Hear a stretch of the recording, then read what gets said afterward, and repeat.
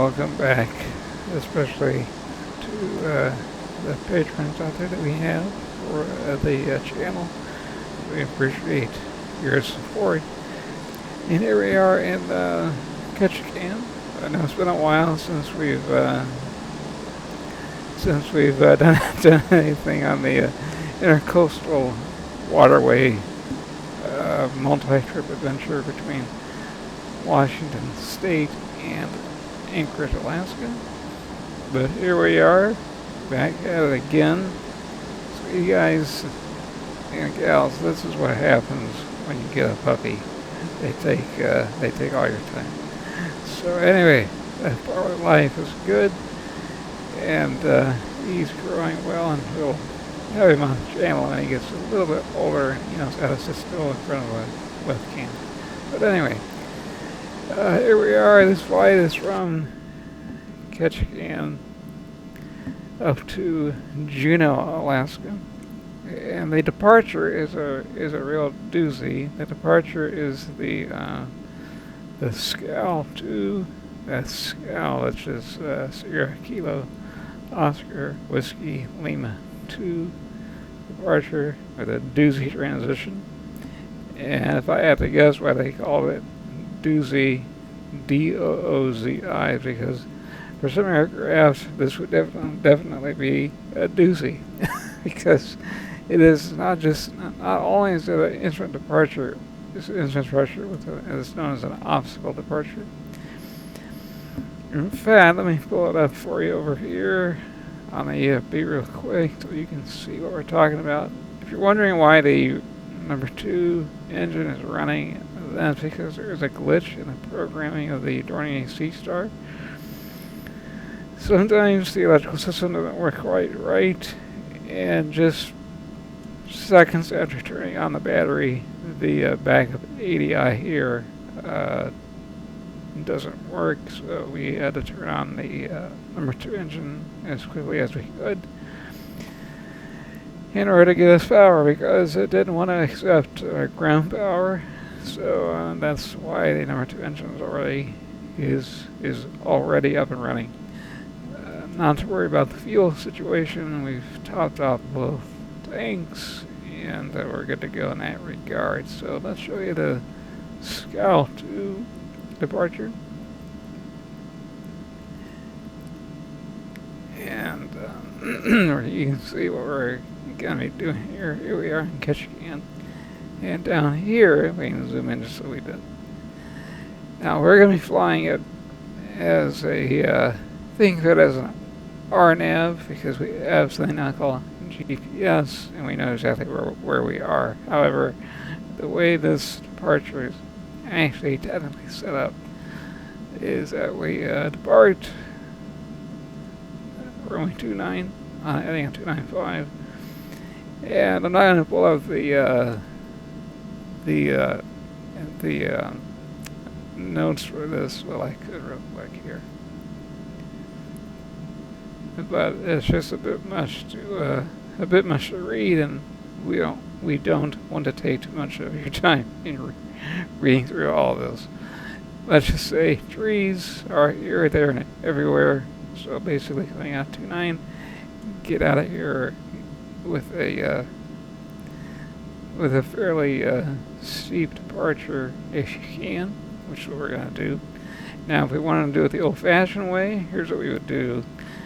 We would intercept the outbound. We would have the NAV2 radio dialed into the Annette Island, Alpha November, the Annette Island VOR, which we do, as a matter of fact.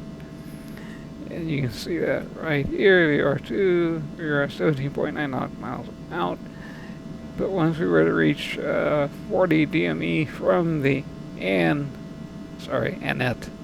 Island VOR, which would be here at Doozy, then we would continue on the departure. But like I said, we have a beautiful thing called RNAV and GPS, and that's how we're going to do it. So before it gets too much darker, let's get underway. I already have the navigational system all programmed. flight plan. I manually input my flight plans just because number one, it's a safe thing to do, and number two, I like doing it. So let's go ahead and get the FMS set up as our navigation. And as we're going to be starting engine number one, just keep in mind we will be flying below 18,000 feet, and this is a VFR flight plan. Alright, so we can let's disarm the auto feather until we get out to the taxi checklist. Alright, and the other problem is the checklist. Well, let's just say the checklist needs a lot of help. So whoever the developer is for the Seastar for MSFS for Microsoft Flight Sim 2024, we'll have a thing or two to say about what you need to fix later on. Alright, so starting engine 2, make sure we got engine low idle for the fuel. Yes, we do. Alright, engine 1, that is. Let's start. Look at the PFD. Left side of the PFD. We have internal rotation. There's the light off right about now. There we go.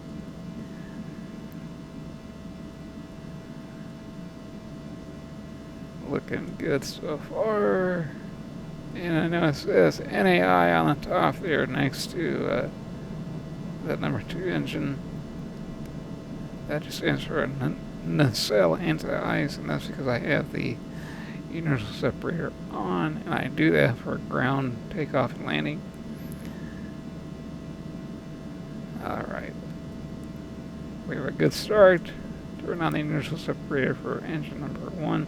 I'm going to leave both engine modes with switches in the continuous ignition. And on the ice, I already have probes, which are our pitot heat and static vent. Those heaters are on. Windshield anti-ice is on, and we do not need a prop anti-ice. But anyway, that is that. We do have our hydraulic pump auto as checked. And everything else is good to go. I'm not going to act like this is a, I see. New message on the CAS. Engine 1 step, okay, the inertial separator finally transitioned into the on mode, so. I'm not going to get into all the technical parts of the aircraft because just kind of like the PC-24, it's not as bad as the PC-24 with regard to the amount of things that they need to fix, but we'll get to that. Recirc fans are on in case we need it. It does work. And style the main temperature down just a wee bit. And like I said, everything else is ready to go. And we have our flight director is on, nav is armed, and we'll be taking care of the rate of climb manually until we get out of the mountain terrain and get above the mountains, and then we can have the autopilot control our vertical speed as well. So everything else looks good.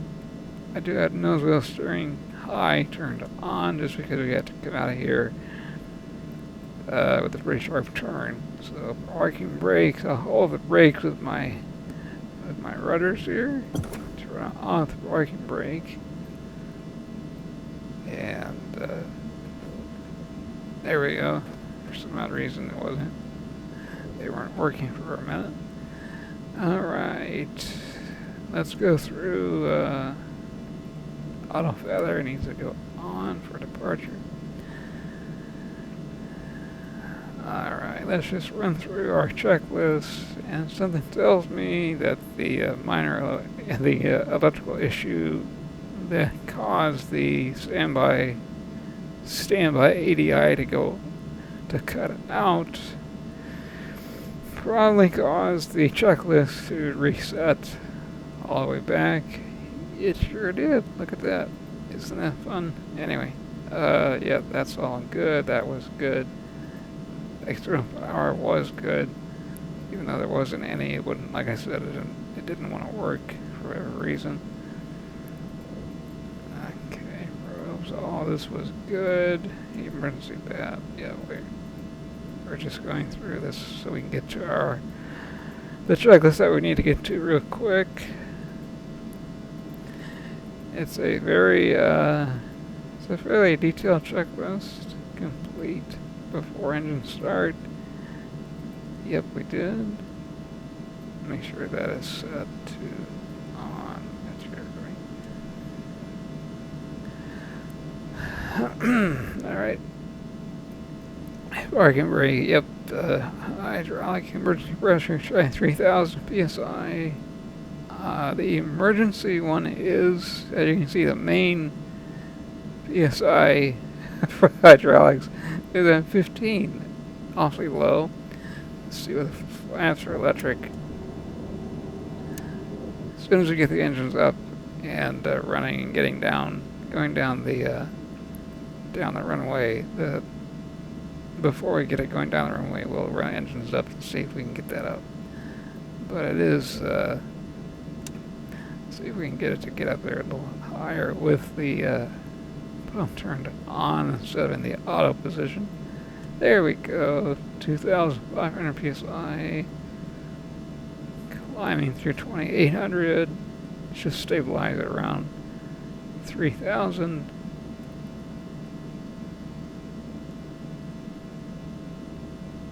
It'll get there. Yep, nav lights and beacon lights are on. Checklist complete. Engine start. We went through all this. Voltage was low. Condition levels were low. Idle. Yep, that was correct, and they still are. Because there's no reason. Prop lever max RPM, which is what we're going to do now. Alright. Engine, once all doors are closed. Condition lever, fuel pressure check, yes, it was. Engine start, oil pressure, ignition above 1500, get above 50%, which you noticed that when we did it. After engine start, external power, FCVR test. That's in there, but the cockpit voice recorder is should actually be up here. It would be under well, the ones that you need to click on. Some of them don't function, but anyway, we can test various things, but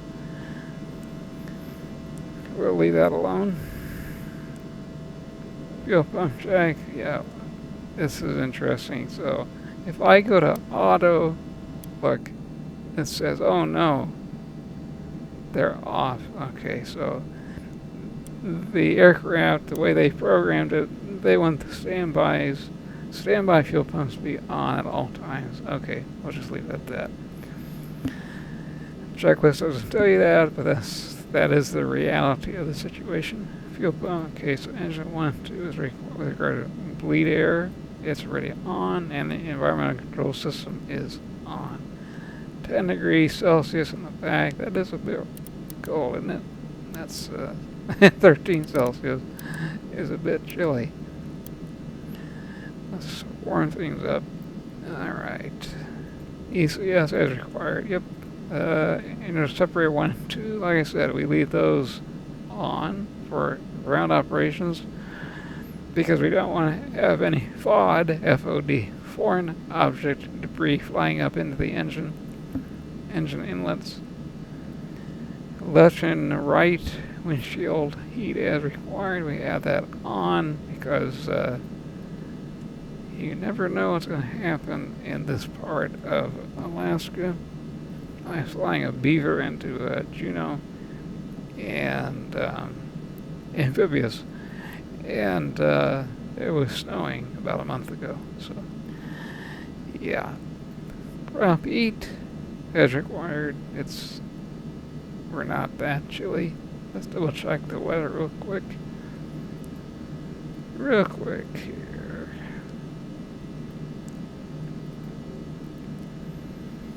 (9°C). So we are below 10. 737s. For those 737 drivers out there, as you know, when we are below 10 Celsius, we turn the engine anti-ice on. But anyway, ECS blowers are auto and set. Altimeters are cross-track 2971, 2971. Yep. Avionics, departure briefing. As I said, I went through the scout to departure, and we'll be good to go. Engine flight instruments, they are track controls. We can check them right now.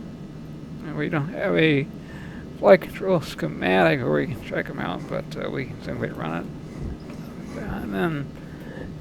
And the rudders go left, right. Alright. Hydraulic pump auto.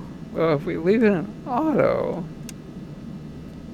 our main hydraulic pressure drops all the way down to 15 psi. So we're going to leave that in continuous mode for now. Something else that needs to be fixed. Notice doing on dark, well, and it is. We're good to go there. Checklist complete. Taxi checklist, taxi lights, those are on. Yep. And the transponder TA, it is on. It just, for some odd reason, doesn't want to, there we go, altitude. As soon as we get rolling, then it'll automatically go over to TA. Brakes.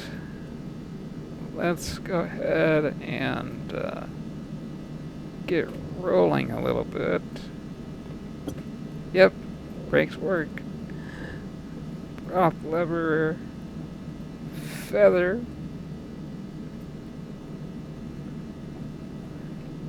Which is really, I mean, can't feather him, but let's move back here. Feather.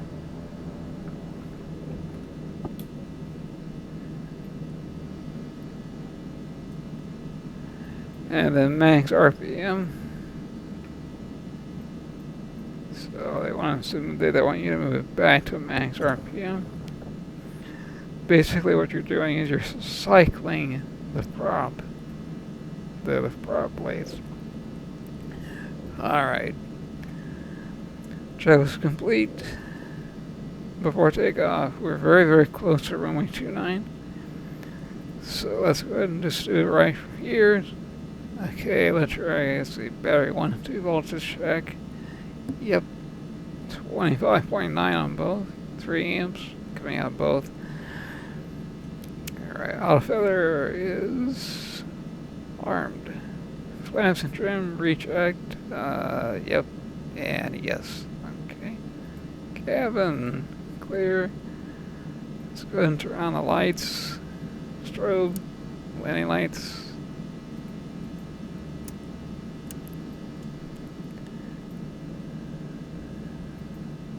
Nose wheel high, we'll turn that off once we get to the runway. It's just easier to taxi with it on. Max RPM condition levers high idle. Go ahead and do that now. Does it do anything to the, it just increases your thrust while idling. In other words, at this time, that's what it does.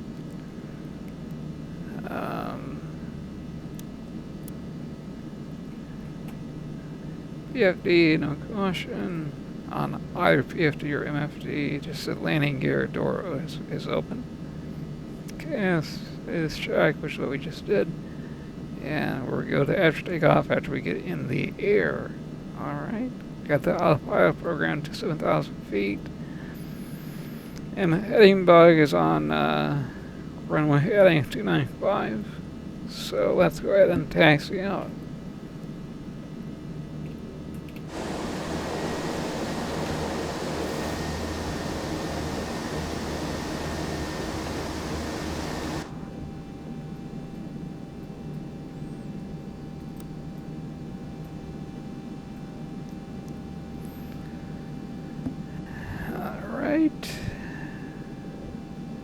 And we are not flying on that soon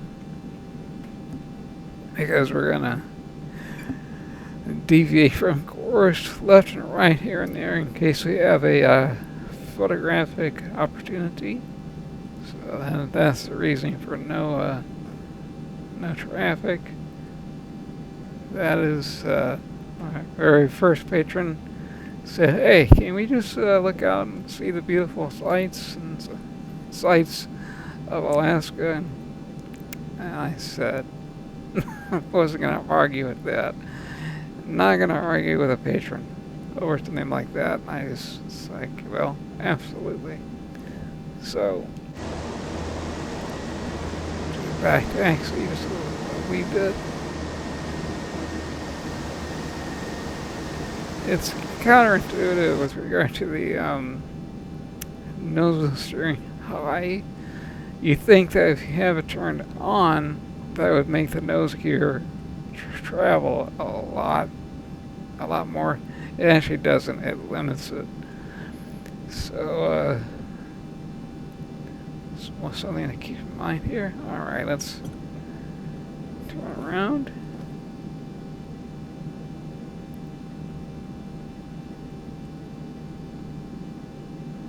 And here we go. Ketchikan Bay traffic, Seastar, 5 Echo Delta, primary 29. Ketchikan traffic. I'm sorry, we're not that soon. So, okay, here we go. Run up.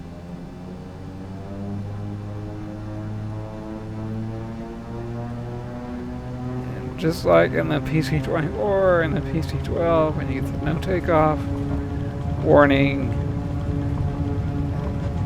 ignore that.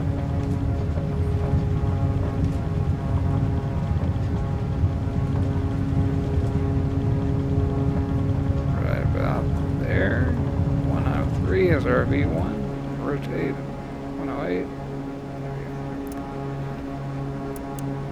The trim is very sensitive on this aircraft. I mean, one little click on the yoke and it's just nose up or nose down. Pause the rate, gear up. Get rid of the parking brake. There we go. Alright. We're ready to intercept this on the yaw damper.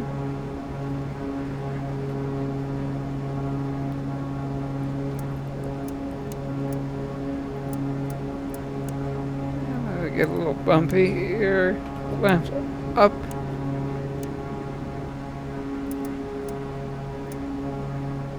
Alright.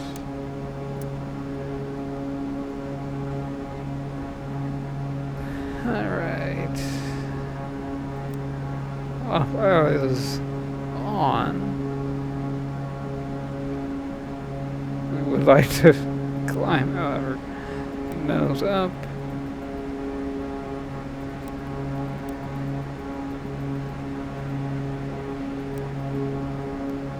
Let's see if we can do 1,000. Let's see what happens at 1,800 feet a minute.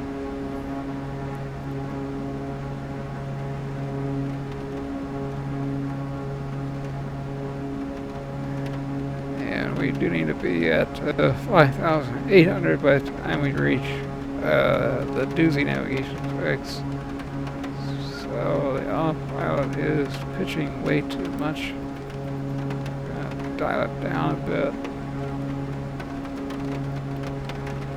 Okay, that is the sound of ice hitting the aircraft. Asobo prop ice, anti-ice is on.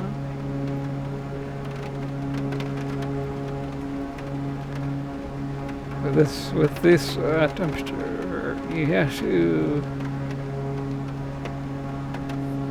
need to presume that it's ice. I mean, if it's 9 degrees back on the ground, up here at 3,500, you gotta make sure that more than likely it's ice.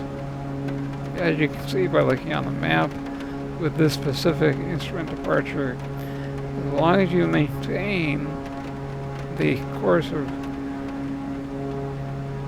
the runway 295, which we are technically taking a 295 course, but it's because of the wind, the autopilot is keeping us at 296. It keeps us above the water and away from any mountains. And again, we do need to be above 5,300. And we had to do a minimum climb of 275 feet per every individual nautical mile on this departure, which we are doing very well. Okay, are we out of the precip? Looking that way. So might be flying to some more. Let's just see what the scenery is like. 7,000 feet. Let's get the nose up just a little more than that. See if it'll give us 1,500 feet a minute.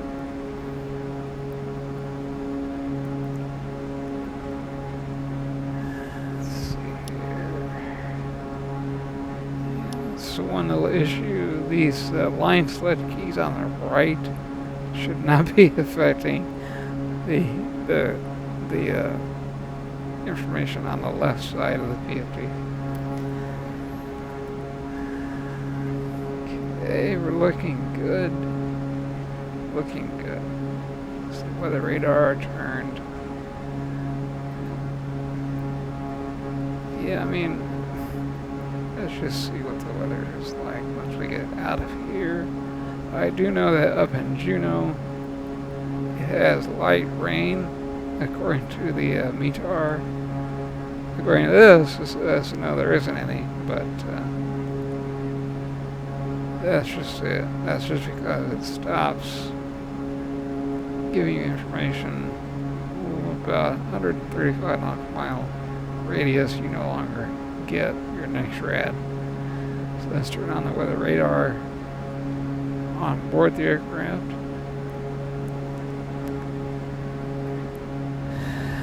Let's see here. SMS, compare fuel quantity 1,444 and 1,414.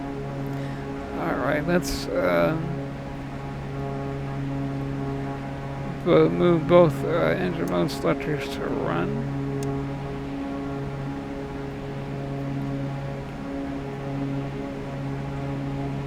And we are going to focus on engine power, I should say power management, just a bit now that we know that we're clear of terrain. Yeah, we'll be just fine. No problem with that. Looking good. Alright, do we need to make any adjustments? We're going to go and turn off our universal separators. Now, in real life, that would give us a bump in power. Let's see it. Let's zoom in for those of you watching on a mobile device. Let's see if we do get a bump in engine power by taking off the universal separators.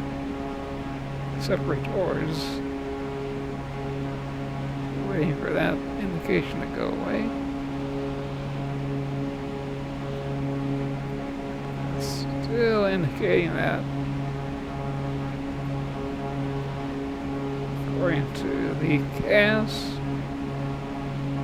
They're no longer on.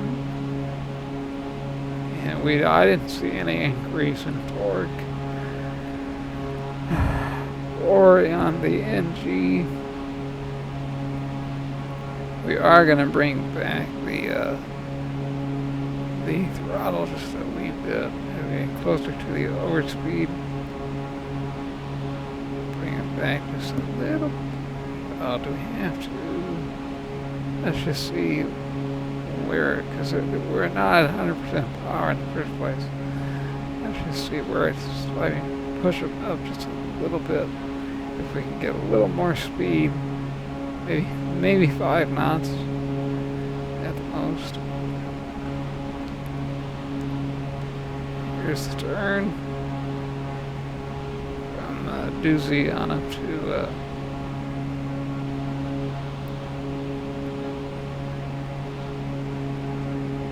SSR. Should be SSR. And then we'll focus on the checklist real quick. Make sure that...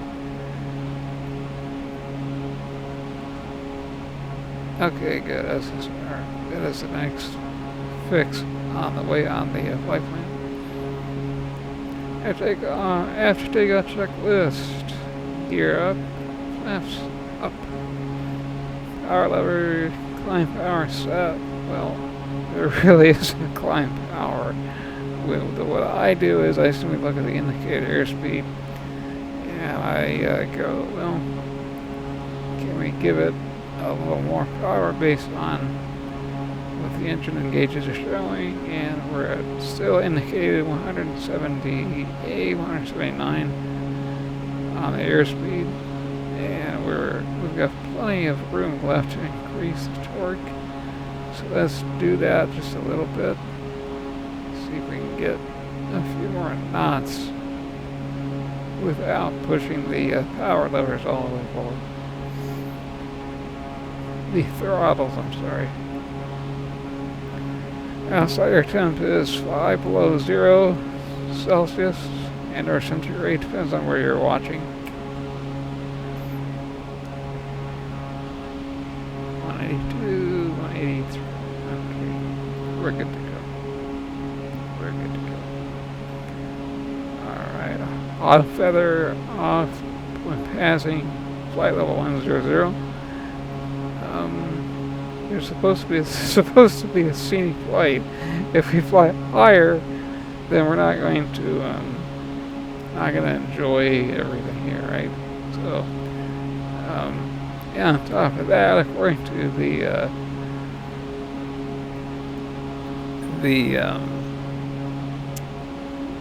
the typical cruise, this aircraft has a ceiling of 15,000, but usually the sweet spot, because, oh, by the way, the people have asked, what kind of engines does Seastar have? The PT6, the mighty Pratt Whitney PT6. Now, this aircraft technically is a PT6A-135A, and they are most efficient between 8,000 and 12,000 feet. So, since we're flying, we are flying east, we're continuing to fly west. We'll stay on a odd number, 7,000.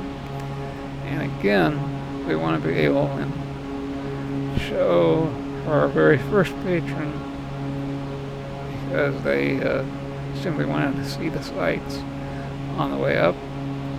They were big lovers of Alaska, I guess. So we're going to leave that up and running. Let's just leave it. Okay, so auto feather will say that let's finish this out here. Taxi landing lights off. Alright. And they're off.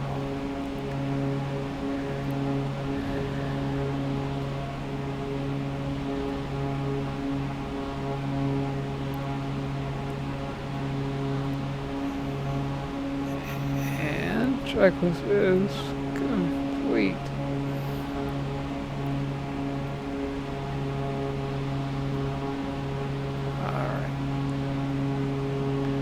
Let's see. How are we looking here? We should be there.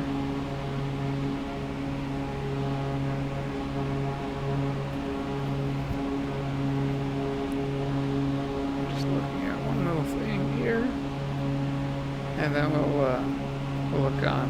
We'll look out. Prop heat. Let's get rid of that.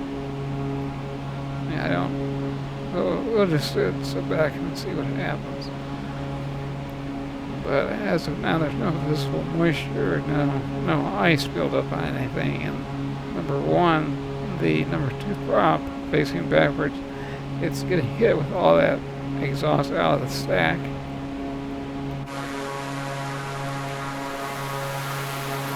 From both stacks, from engine 1 and itself. So that prop is extremely hot just by itself. Kind of like the Piaggio Avanti. If you look at the Piaggio Avanti, that aircraft does not have a prop heat because the props are backwards. The engines are mounted backwards, so the prop gets a tremendous amount of heat. I think it's over 1,000 degrees is what it's rated for. And the props do not require a heating element. So, anyway. Same story here.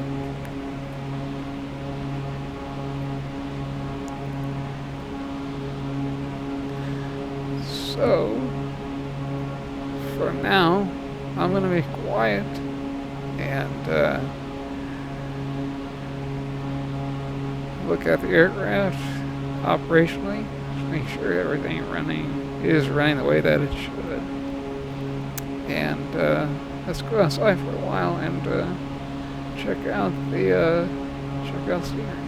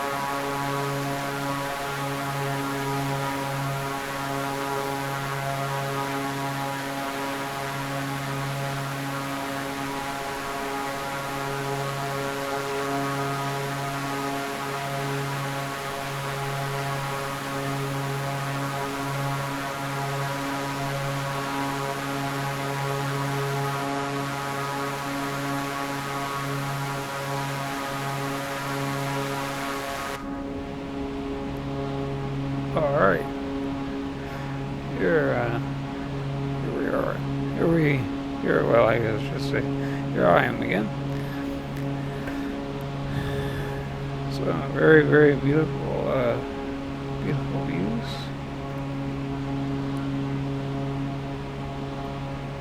What I've been doing is I've been looking at the weather, and we will definitely be using runway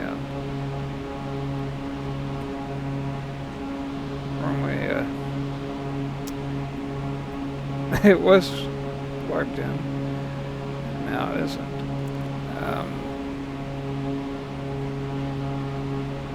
Using runway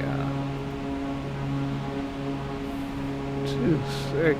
Oh, now it says there at the windows that there isn't any wind. That's interesting. Let's double check that with flight aware.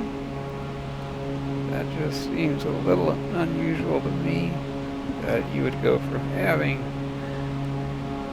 wind out of the east to all of a sudden no wind whatsoever, because we're going to be utilizing runway 08. Because when you go into Juneau, it's a very, very different world, especially if you take a 737 into there. So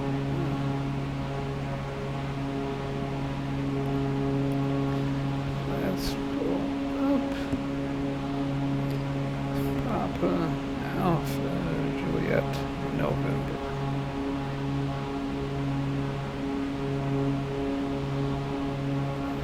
The actual the reason why I do this is because the tablet in Microsoft Flight Sim 2024, it can be giving you a different weather briefing than what the aircraft is experiencing. So that is why I do look at flight aware. The barometric pressure is very different than what it was back in Ketchikan Bay. I mean, it's not even close. Back in Ketchikan Bay, it was 29.71, and in Juneau, it is 2939. Now, this says nothing is happening with regard to weather. It doesn't say rain, 10 statute miles. Alright, so this does sync up with, it does agree, I should say, with flight aware.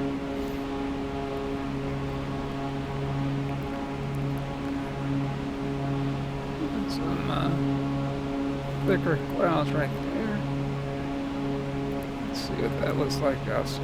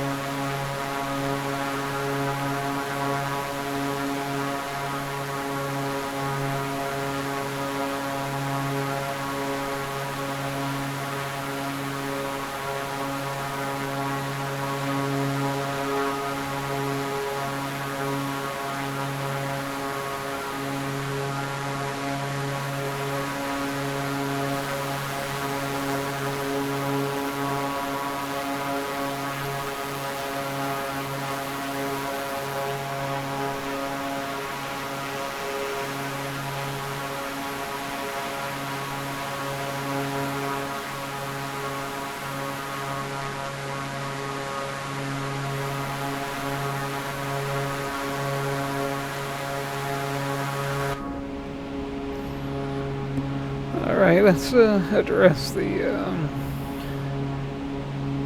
fuel quantity situation. What it wants to do is, the reason why we had a little message here that says FMS, compare fuel quantity. That question does come up. That just means that there's an imbalance. So we have 1,247 in the left wing, 1,219 in the right. So we are going to turn on the cross speed, which is right here. let's see if we can, let's just see if any fuel switches, if any fuel moves from one to the other. If it doesn't, then that means that I would have to turn off a fuel pump on the left, and then the right fuel pump would take fuel over.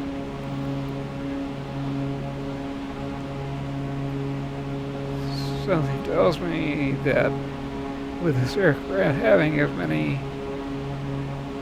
little, I'll call them little bugs, especially when you compare it to the PC-24, which has a lot of bugs. The engine might quit if I turn it off. So let me turn off the left. Stand by, see what happens on the schematic.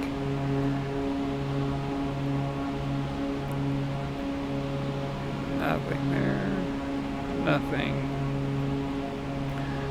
What if I turn this even though it's on auto, what if I turn the main pump? Well, I know what's going to happen. Let's turn on the continuous ignition. Let's see, if I go off, I'm going to lose that engine. That's the issue. I just know it. Even though the right pump should be able to handle it. I mean, if you were to lose, if you were to lose the main pump, well, that's why you gotta stand by. If you lose both pumps, then that engine will quit. Let me turn off the main and leave that one on and see what happens. Yeah, that pump doesn't even. That's what I thought.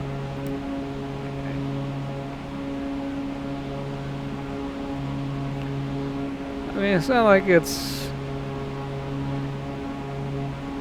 That's bizarre. Why do we always lose 200 pounds in the right thing?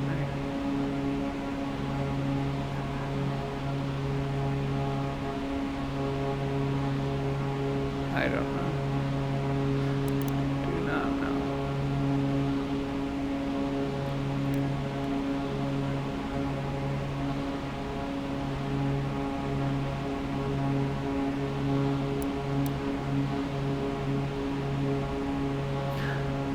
Well, that is a significant imbalance.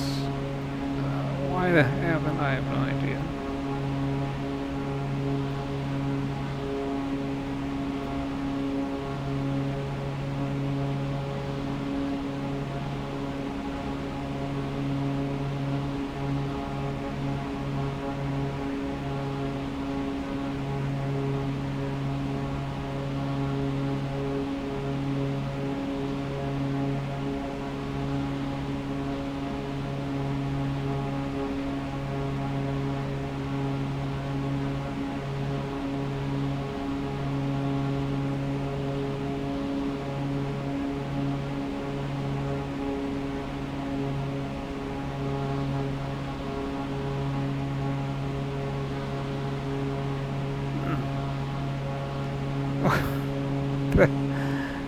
That is very bizarre.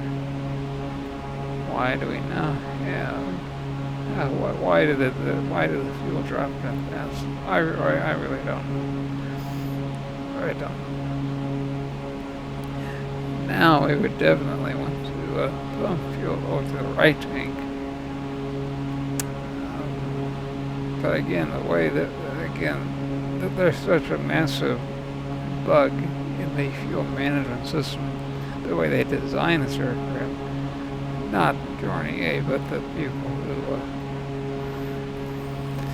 who did all the coding to make this aircraft happen. It's so buggy that I don't want to do what should be done because we would lose that engine. It's not gonna like it if I turn that. And again, it's on auto, so it would come on if it had to.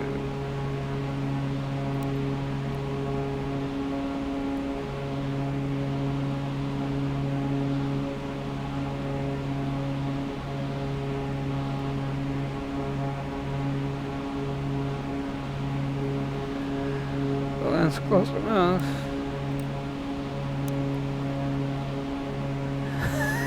That's kind of funny if you think of it. All I did was turn off the main, left the cross street open, standby pump in auto, and we got down to, now we have a discrepancy of only,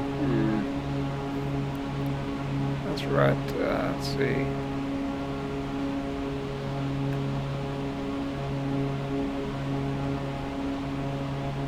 36 round difference, one wing to the other, comparison. So, let's double check. Okay, back to the weather. Let's go back outside and enjoy the scenery a little bit more.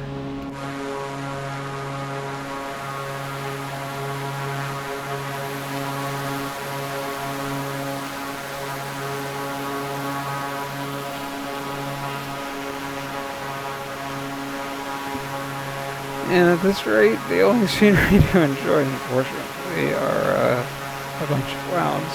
Let's see if we can look up here. Nothing really, nothing to write home about. That's all.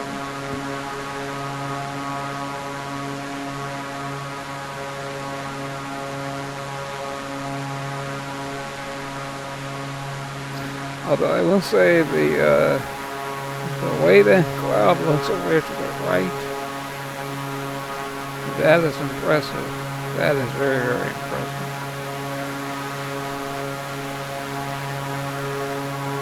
I don't think I've ever seen that kind of quality of cloud in the sim before. That is just really impressive.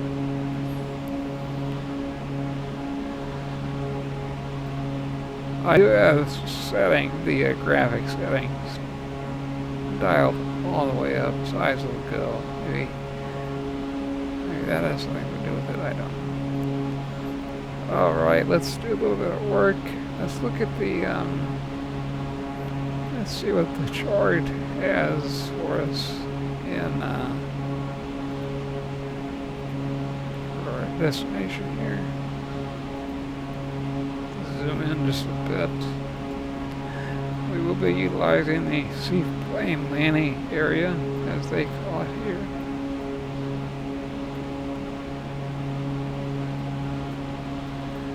Of course, this particular chart is from Lufthansa, which is why they call it a seaplane landing area instead of a seaplane runway, instead of a water runway, as we call it here in North America.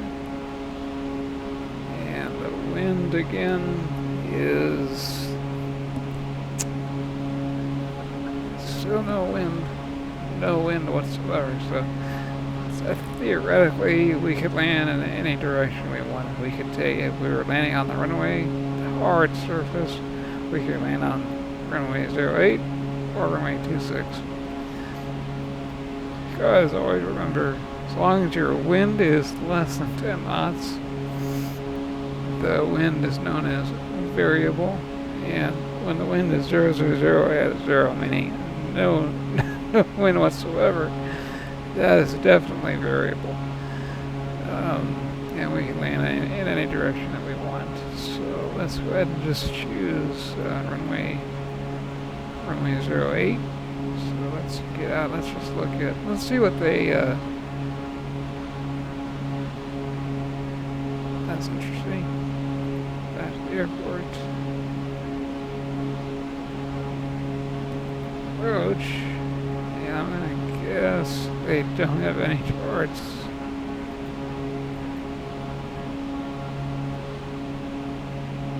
That's what I thought. LVA runway 08. Let's see what that gives us here.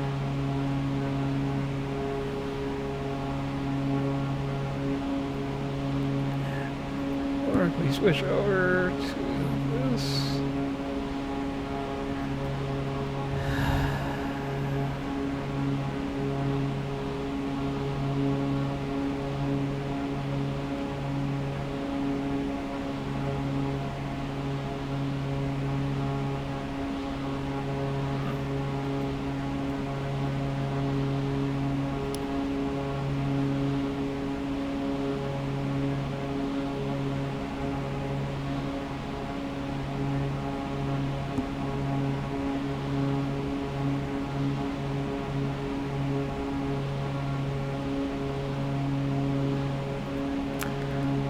Well, I'd like to look at it, but I guess we gotta do it this way.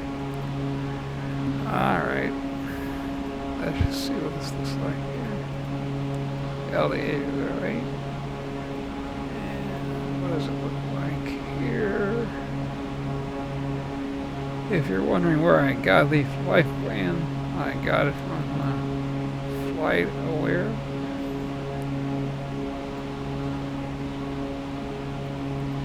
And this is again for runway 08. When you're doing this in a 737, it's very, very interesting. People don't realize that Juneau is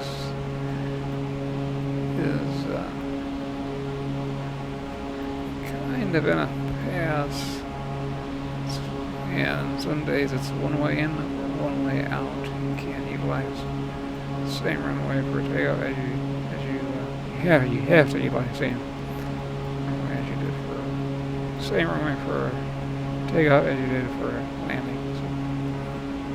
So, let's see. Minimum decision height for us would be 3,200. SSR, which is where we're going. You go ahead and dial that into the nav2 radio here. This frequency is 14. Okay, 14 even.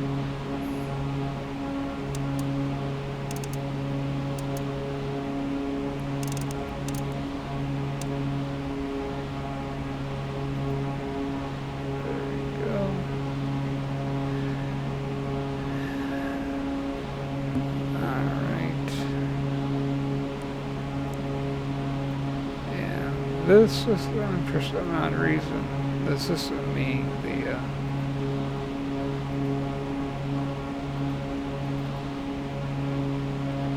chart system, it just doesn't want to work. Don't know what to tell you. Sorry about that. Or maybe I simply don't know. I mean, it works in the PC-24, it works in the PC-12 just fine.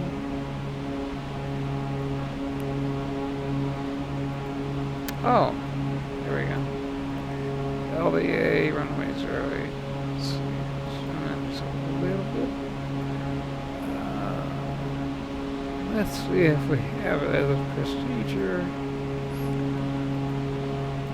I mean, we should.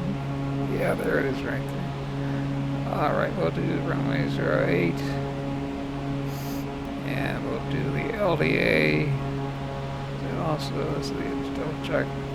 LDA, yes. And the 08. And then obviously I'll be manually flying it once we get within sight of the air. Once we have the field in sight, I'll take over and we'll be landing on the water runway. Or as the Lufthansa German chart call it, I forget what to call it, like a waterway. Okay, LDA. Okay, via SSR. Insert that into the flight plan. Activate that. Let's go back to the map. Let's just double check. So it tells me it's going to change some things right up here. And activate.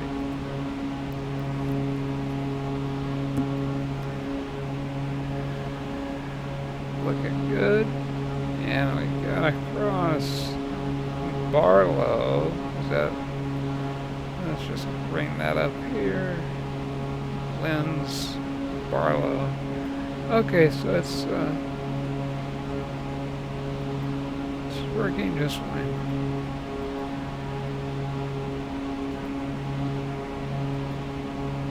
I'd like to get this out of the way. Please go away. How do you go away? How do I make you go away?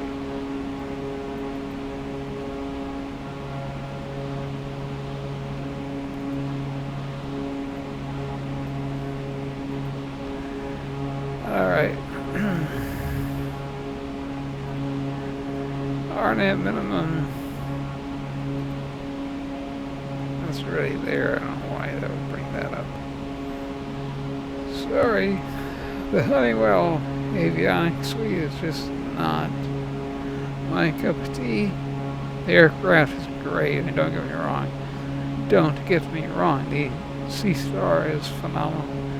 It's just Honeywell is something that I'm just not a fan of it. A person I know of fairly well, Kermit Weeks. He's the owner of Fantasy Flight down near Tampa, closer to Orlando. He just bought a PC-12, and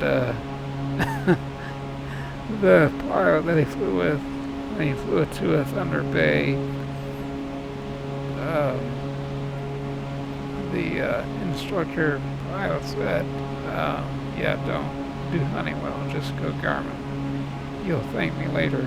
And yeah, I can see why. Alright, so that the approach is loaded into the we can utilize our VNAV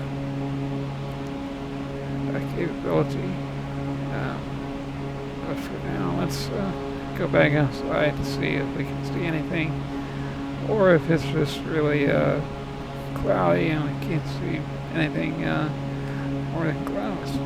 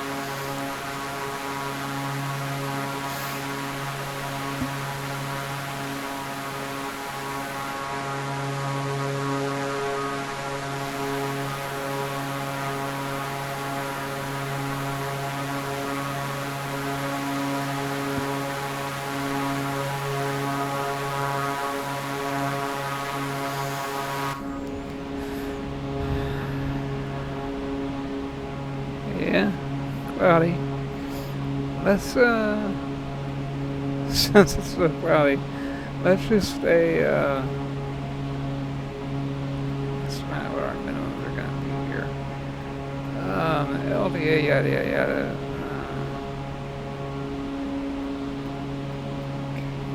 Just let me just do a little bit of math here real quick.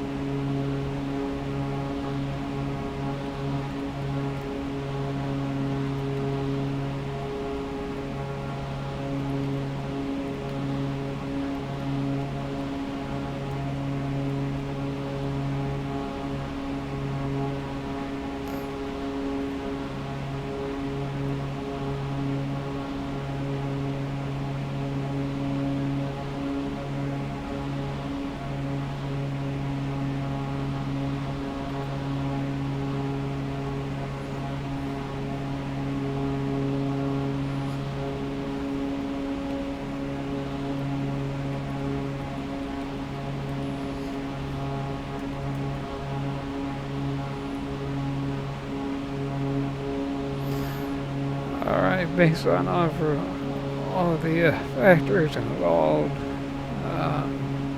minimum height going in is, this sounds a little nuts, but the math all worked out. And because we're going to be doing an LDA, this is an ILS, So we're going to be doing it based on mean sea level MSL. So we're going to do our minimum decision height is going to be 2,100 feet. And then if you look here in the, let me bring it up again. On the PFD, can you see it? No, it says the barrow. There we go. We want 2,100. Seems high, but you gotta remember the terrain situation going into Juneau.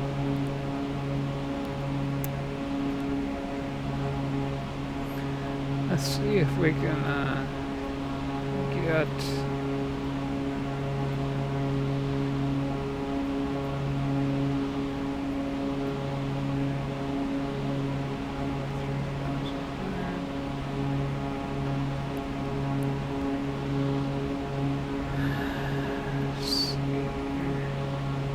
for some reason we've got this, got these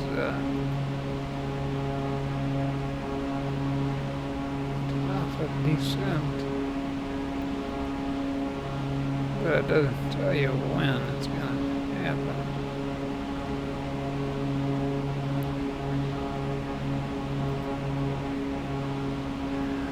Let's put in the temperature for arriving. Just look that up real quick.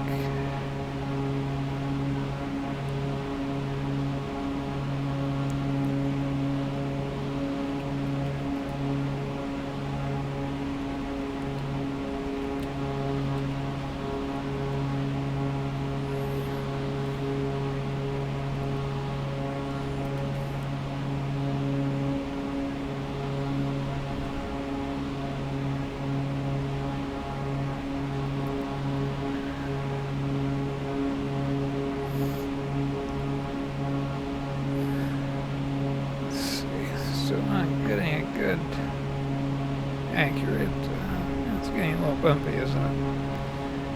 Yeah, alright. Little bumpy. All of a sudden, look, our standby ADI is back. Hello, nice to meet you.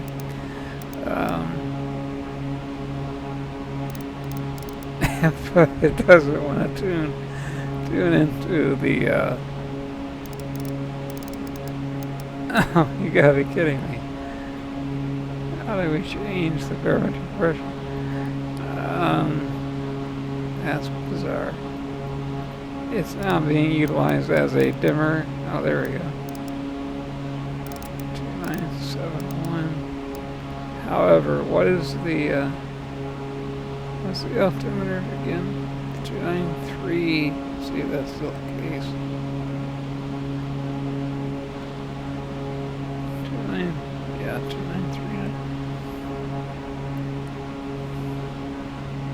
2940.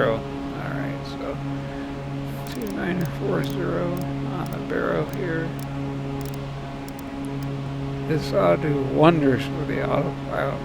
Let's see how crazy it acts when I dial in 2940. This ought to be interesting.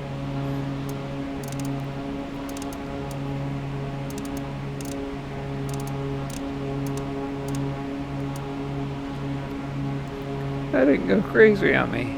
I thought the aircraft was going to go nuts, but it isn't. And with this so much flying through so much moisture like this, I mean, we're not really in, we're going to be flying in cloud layer, so we're going to turn on the prop heat, just in case. Again, not for the front prop, but for the, I'm sorry, not for the aft prop, for the front prop.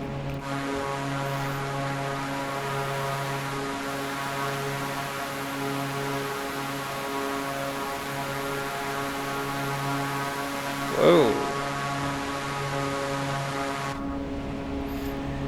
Getting bounced around. just a wee bit.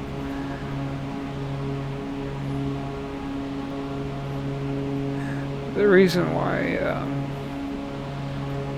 this is giving us top of descent, top of line, top of descent, is because we are at 7,000 feet. And as you can see, 7,000 feet is where we need to be in order to shoot this. So, Sister Island, we gotta be there at the SSR. This is Sister's Island VR. We need to be there at 7,000 feet. So that's why it's giving us that unusual readout of top of descent. Then it goes away, then it comes back, goes away, comes back. The logic data that they programmed the aircraft with simply doesn't understand how to read that. So that's my off-the-cuff comment.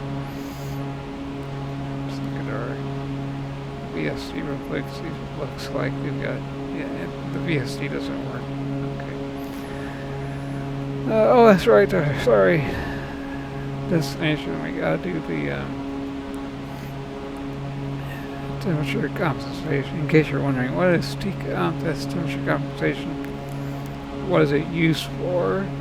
That is a good question. If you're wondering what TComp does, it's something that other functions do. Other avionics like Garmin, which is what I'm used to doing when I fly GenAv or corporate. Garmin just does it for you. However, with Honeywell, it wants to do it manually. So, TComp is mainly for cold weather correction. So, in other words, when the outside air temp is significantly below the standard ISA, the altimeter can overread your true airspeed, meaning that you might think you're, let's say, at 2,000 feet, but in reality you're below 2,000, and that's dangerous when terrain is close. So here we are going into Juneau, where the temperature is cold, and what is it again? 7 degrees centigrade. And you have a terrain type of issue, which we do have right here. So, so what we're going to do is do a little bit of math on my end. I'm not going to talk about it because they'll just make you bored. But, and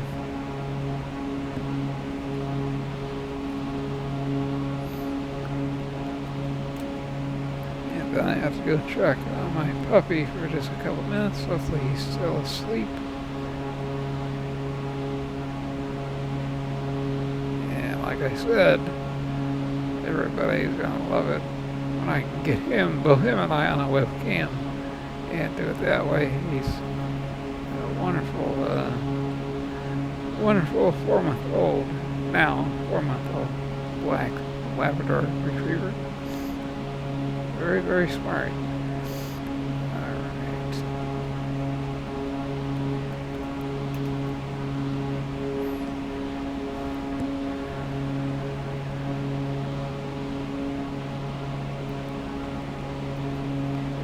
No TComp is required at 7 degrees centigrade. And so we're going to leave that. Although, let's see if we wanted to do it. I mean, I guess we could, but it is not required. So we can leave that alone. We've already got that set up.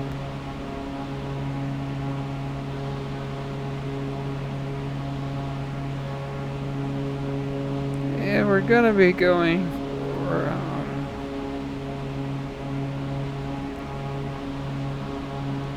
120 on the approach.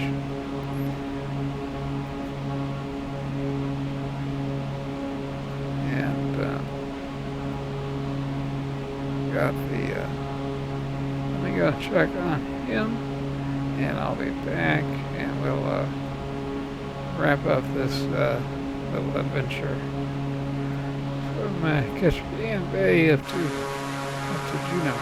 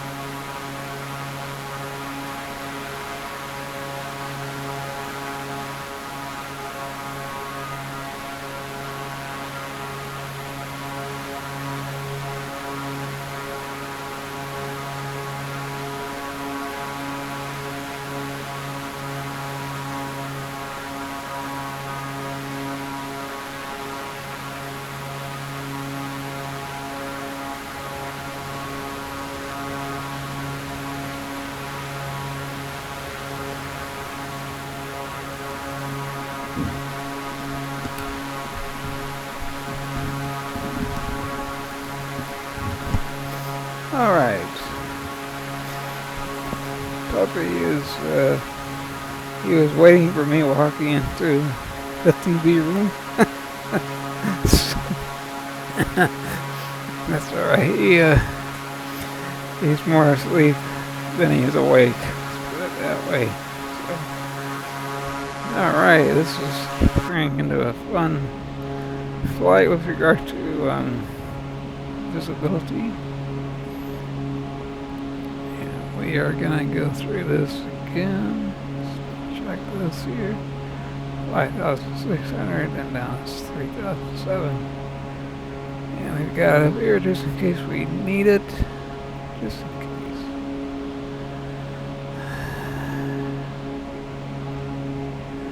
We're gonna dial the what is the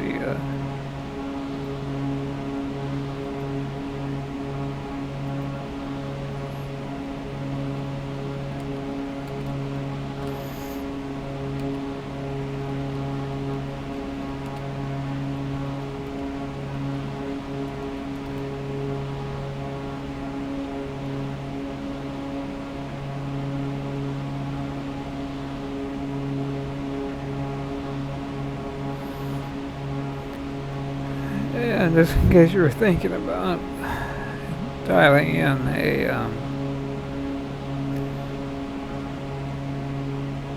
let's go ahead and drop it down to 3,700 here.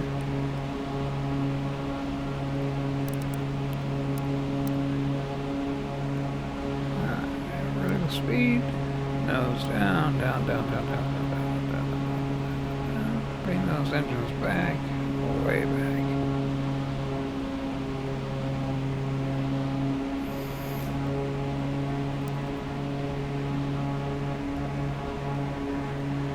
We're gonna do VNAV. See what? Yeah, VNAV. I just yeah, that's right. We'll just do vertical speed.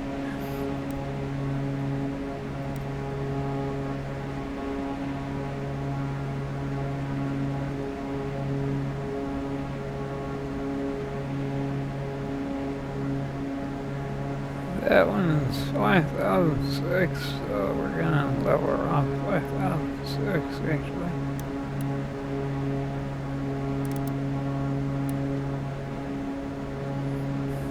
Pick it up right there. Come back to terrain. We're safe. Good to go there.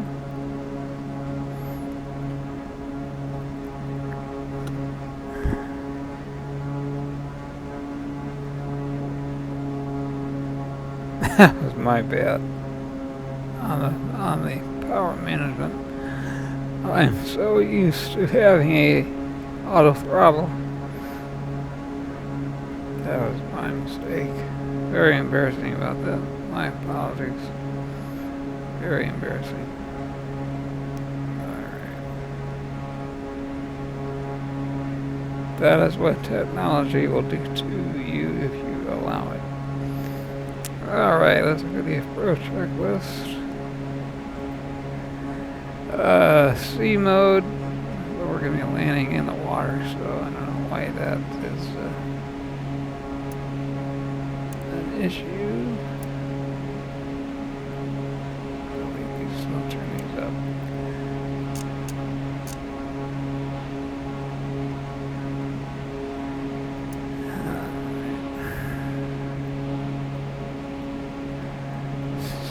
C mode's over here.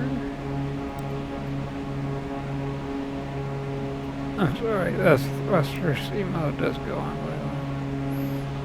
If you land without it, the rudder, the way they program this aircraft for Simulator 2024,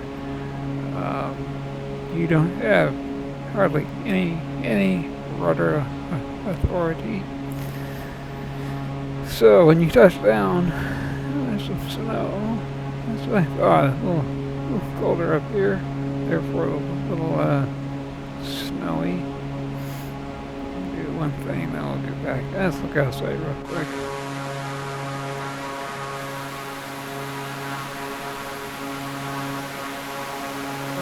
little bit of ice on the aircraft.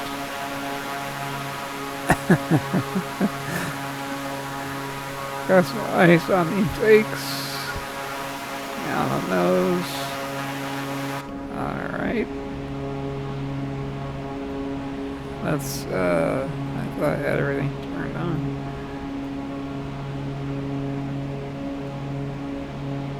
Turn on the neutral separators.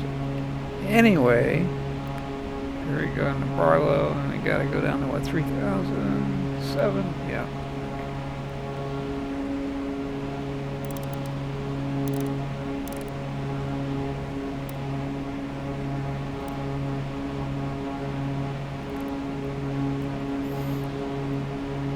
Let's see how it handles the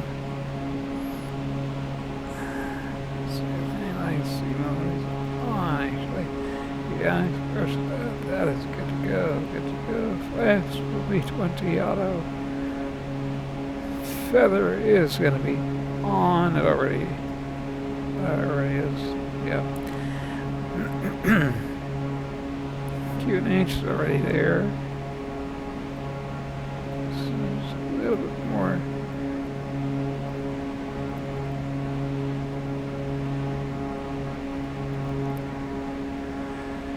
And one little piece of advice, you're trying to look at charts, say, where's the ILS frequency?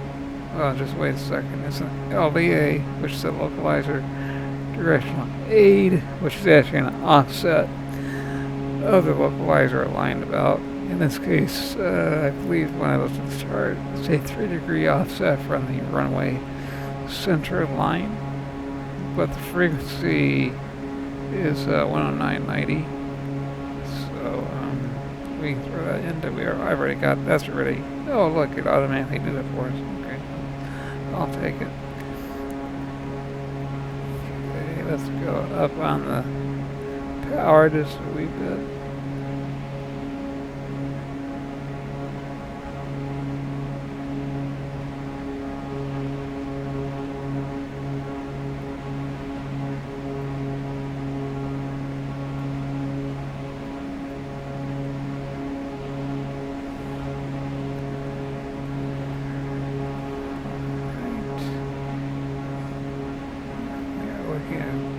Barlow, after Barlow, CGL, which is Juneau.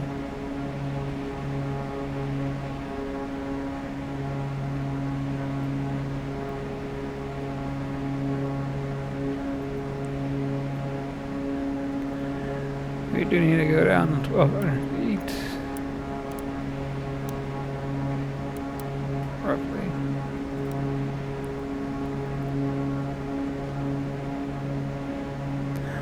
Alright, I guess we're going to VS it down. Nose down, down, down, down,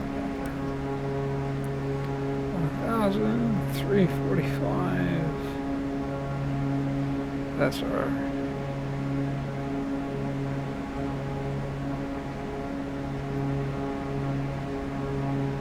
Alright, there it is. I got autopilot's coming off.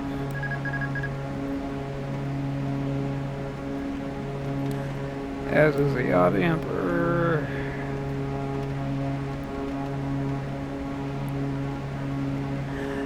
Everybody is good to go.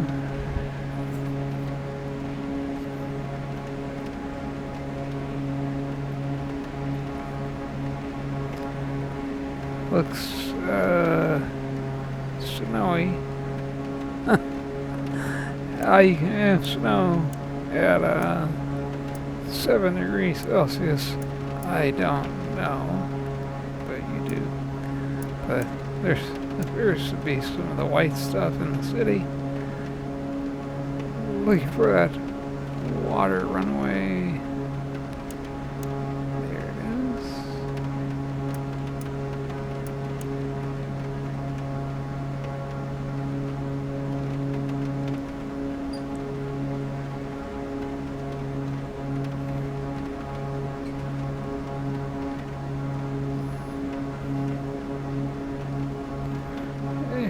Flaps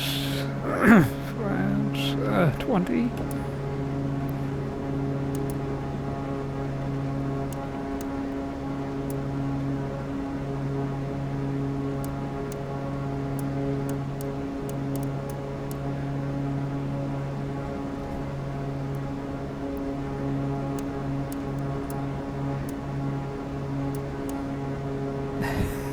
Everything is. They're acting like it just had like an ice storm. It's in Fahrenheit. We are in the 40s, everybody. Good grief. There shouldn't be any ice anywhere. Huh. Well, if it's ice over, I mean, it looks like it's open to me.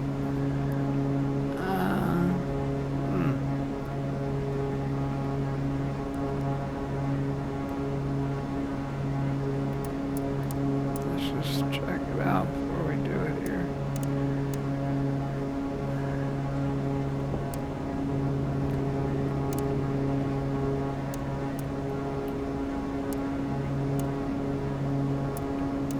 So much for no wind.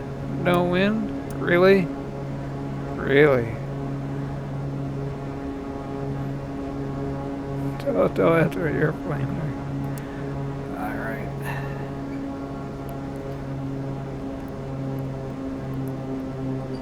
There we go.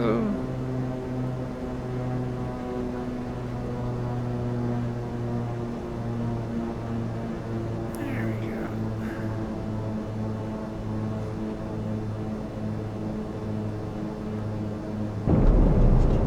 There we go.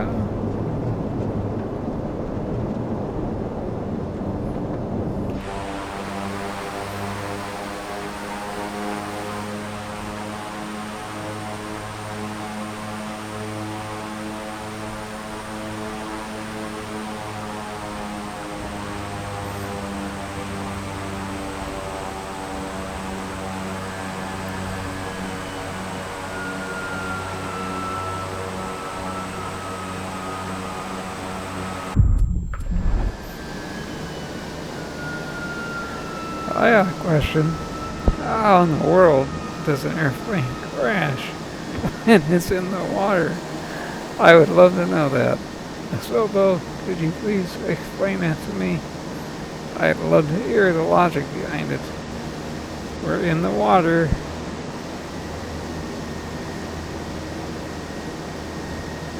It's very, very buggy.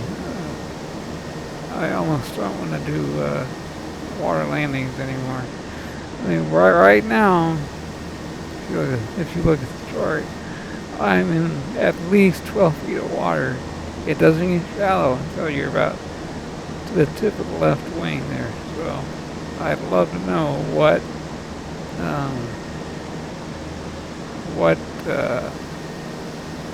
we hit. I'd love to know. It's very, very buggy. That is just ridiculous. Very ridiculous.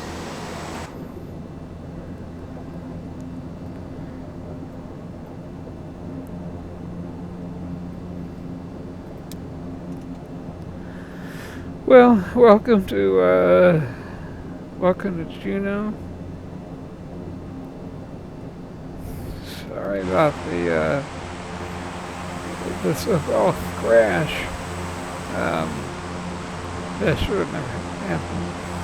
The landing here down in order for us to get out up here, but the aircraft hit the water. So I guess if you've never been to an airport before, with regard to, well, I've never landed in Juneau on the water runway before, let alone Flight Sim 24. As soon as the aircraft comes to a stop in the water, just put the gear down, because who knows what you're going to hit. I mean, we're nowhere near the shore, and we hit something. So yeah, I don't know what to say. Again, just another bug in these sim as well. These are bugs that they claim that they didn't. They claim that these bugs did not exist. They said that there's no better flight sim with regard to amphibious operations, they said it automatically reads water. You can land as long as the water is deep enough. You can land an amphib on it. On and on. I mean, they went on and on and on as how good of a platform this is going to be for amphibious aircraft. Doesn't like it that, and I don't remember turning those fuel pumps back to the auto position. Anyway, now we should definitely pop out of the water here in just a second. This is the only place to get out when you're on the east side of this. Right about here.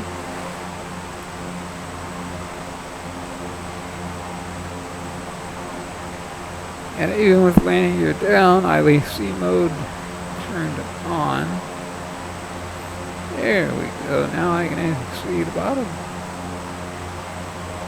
Alright, let's idle the engines here.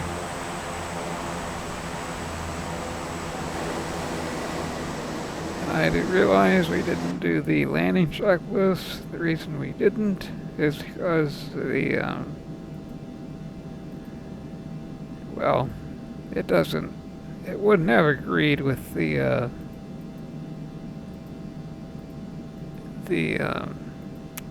water landing, because it doesn't want you to have C mode turned on and all that, so we'll turn the water thruster off. If you do, though, and again, why is that on low idle? I don't understand that one bit. I mean, we want it to be in low idle, but it did it without me doing it.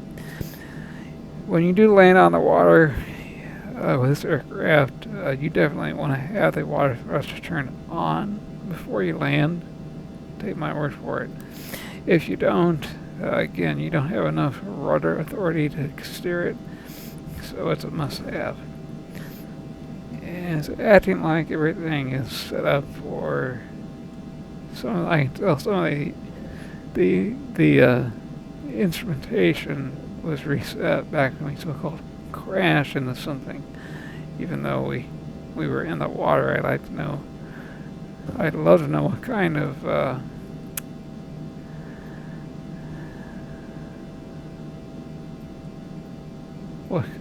of physics they use for running into water equals crash.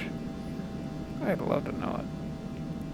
Okay, we'll cross runway 08 here at Foxtrot. Make sure all of our lights are on. They're not, that's what I thought.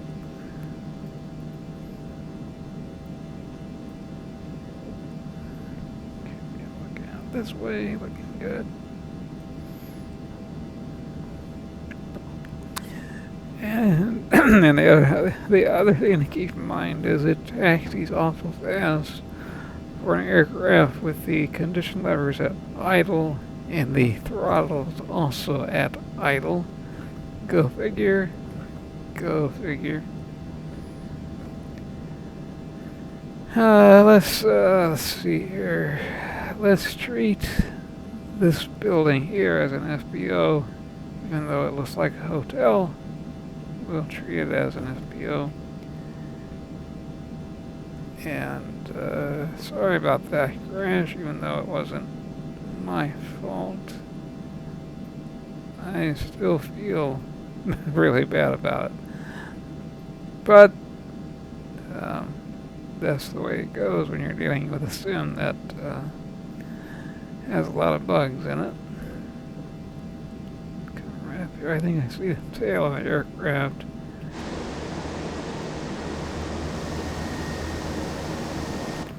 See here, strobes and landing lights off here.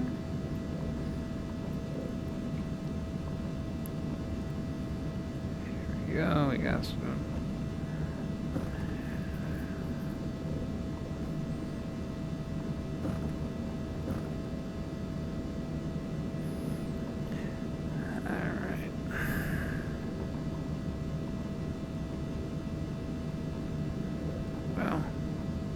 We'll treat the hangar. That's on the other end of this. What is that? Embraer? Yeah. Okay. Embraer 175 or no, it's like an Embraer, excuse me. Pardon me. Embraer 190 is actually what it's like. Now, is this guy gonna run? I'm on the taxiway, dude. Which way are you gonna go? You're just gonna go right at me, aren't you? I see.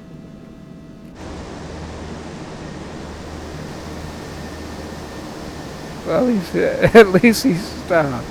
Okay. Alright, we'll just park it right over here.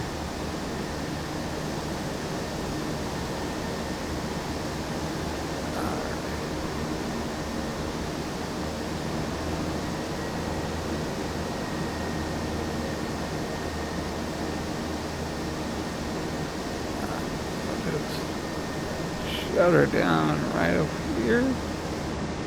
Call it good. This airport has issues with regard to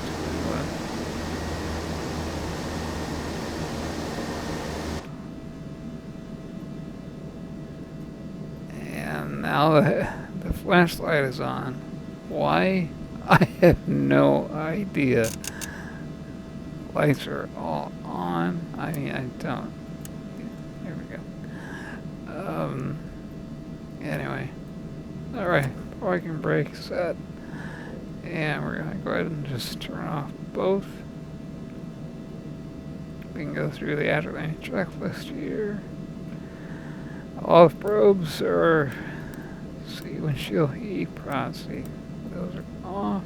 Auto feathering is off. Let's see what else we got here. Landing robes, those are off. Taxi lights are off. Condition lever is low. Idle they are. Auto feather is off. Lamps are up. Trims 0. Checklist complete. Shut down. Exactly. Parking brake set. Make sure. Let's just make sure all this stuff is off. That'll come last. Always remember your beacon light is always on before and after engine running. Entry door, we'll leave that on. Indicator lights.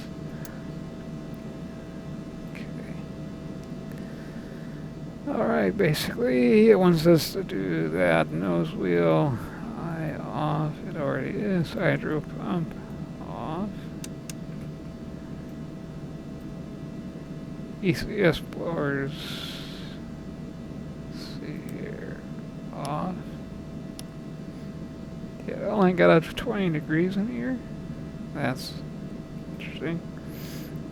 Left and right ice probes, yeah, everything's off. Prop heat, initial steps, those are off as well. ECS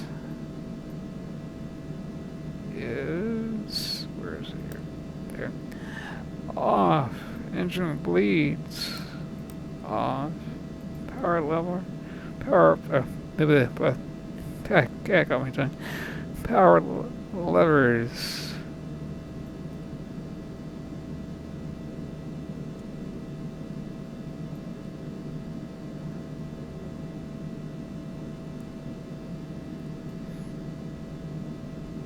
Oh, I see what they're wanting. Alright, yeah, that's where they need to be. Okay. Just remember, power lever, that's European talk for throttle. Prop lever, technically that is feathered. Well, if we move this out of the way here, we'll see feather, okay, so bring them all the way back to feather. That's what they want. Which will turn off the aircraft. Condition levers off.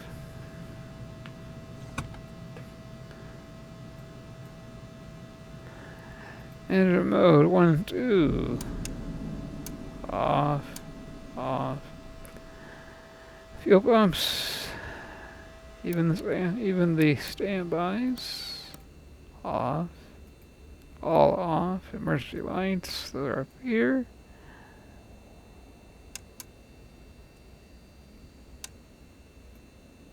Off. Light switches off. Yep, got it. Light control stations. Everybody is good to go. Off, everybody off. ECS is off. And that is everybody. We'll leave the nav lights on. We'll get out via the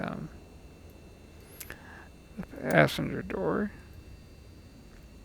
And then we'll say, see you all later from there. So I'll come back in and get the electrical system turned off. Let's go ahead and get out of here.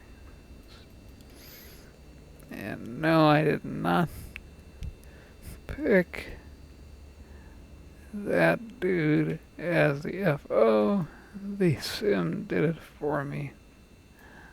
Alright, let's get out of this way.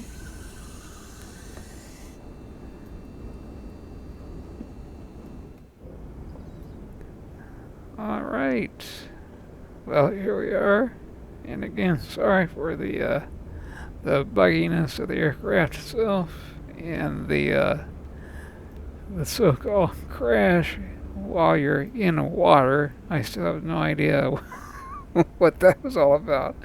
But anyway, in real life we would have been just fine because water, you cannot crash into water when you're already in it. So, hope you enjoy the flight up here to Juneau from Ketchikan. And we'll do the next leg of this adventure on up to Anchorage very shortly. And I'll let you know where that'll be. I'll put that in the Patreon post as to the next leg. And we'll call that a day. Beautiful sight looking at the mountains on the to the east of us, covered in a little bit of snow, as well as well, let's just leave it at that right there. Beautiful sight. We'll see you next time. Take care, everybody out there, and as always, fly safe. And for frequency change is approved.